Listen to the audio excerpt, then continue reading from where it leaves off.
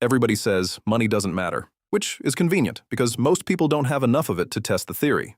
But even when people don't talk about money directly, they constantly send little signals about it.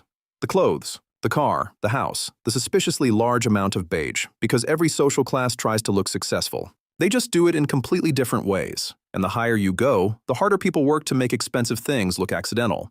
When money is tight, looking expensive means buying one thing that is clearly expensive. One designer belt, one pair of shoes, one jacket that must now attend every birthday, wedding, funeral, and mildly important trip to the supermarket for the next 8 years. Because if you spent $300 on it, the public will see it. The working class knows brands. Not every brand, the important ones. The logo needs to be large enough to remain visible from another postal code. The middle class becomes more subtle. They don't want a giant logo, that would look flashy. Instead, they buy something twice as expensive with a logo the size of a mosquito. Then quietly wait for someone educated enough to recognize it. Upper middle class clothing becomes aggressively simple. White shirt, perfect jeans, neutral coat. Shoes that appear to cost $80 but actually cost $640 because the leather was apparently massaged in Tuscany. New money dresses like a luxury airport duty-free shop became a human being.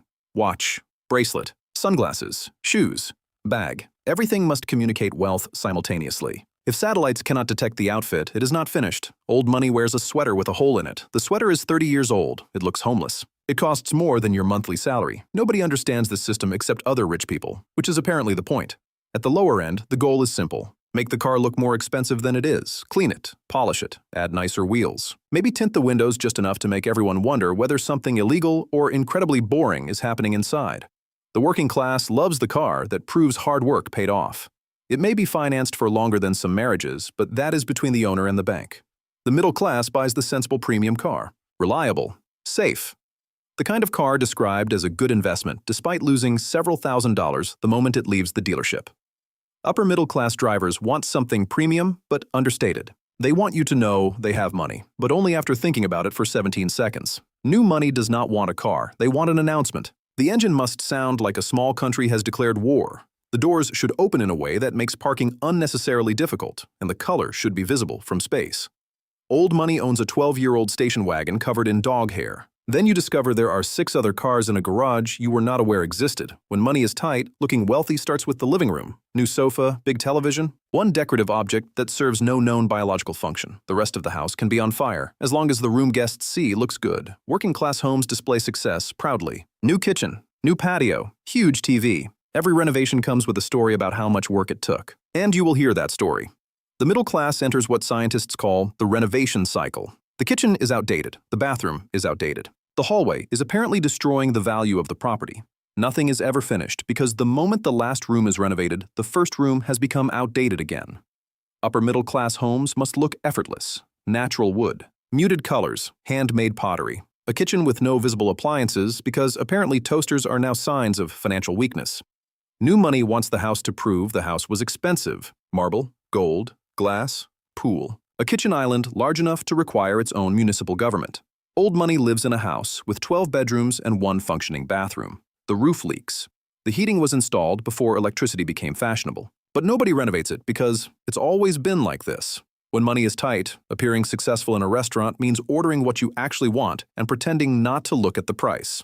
A dangerous game. The working class celebrates with food. Birthday? Restaurant? Promotion? Restaurant.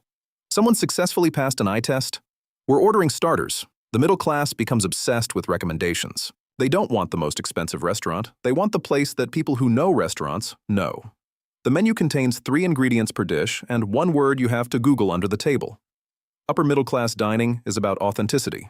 The restaurant must have 12 seats. No sign, no website. The chef must appear mildly annoyed that customers exist. New money orders the expensive thing because it is expensive. Champagne with lights attached to the bottle. Steak covered in gold. Dessert arriving with smoke. Dinner has stopped being food and become a Marvel movie. Old money eats something extremely basic. Soup, fish, vegetables.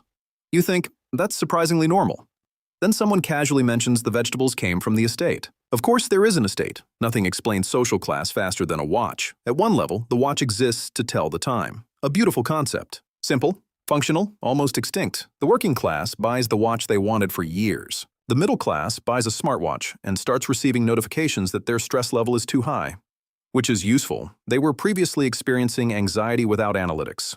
Upper middle class people buy discreet luxury. No giant diamonds, no obvious gold, just a small mechanical watch worth the same amount as a used car. New money buys the watch that people recognize. Because owning a $40,000 watch is pointless if the waiter thinks it came free with a phone contract.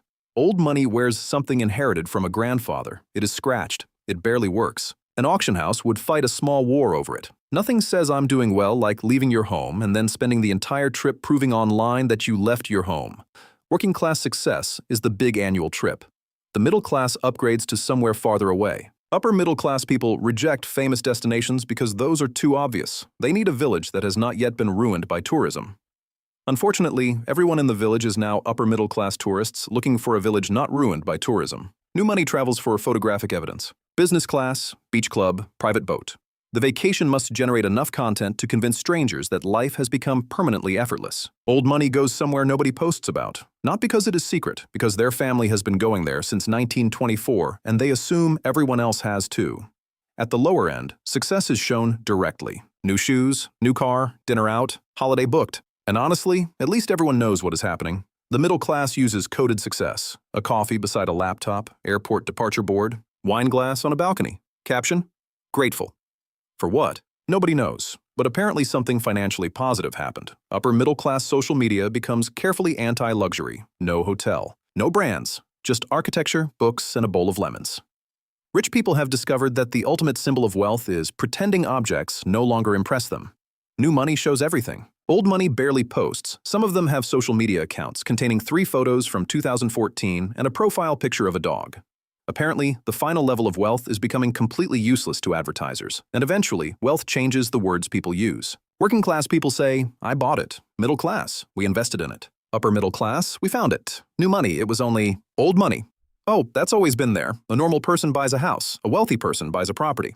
A very wealthy person has a place. The richer the person, the less information the noun contains.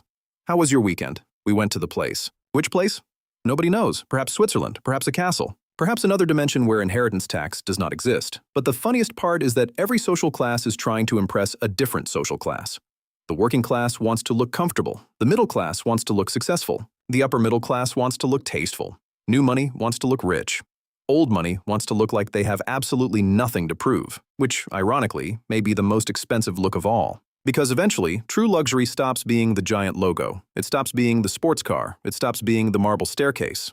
True luxury is wearing a terrible sweater, driving a dirty car, and knowing nobody is going to assume you're poor. For everyone else, there's always a bigger television.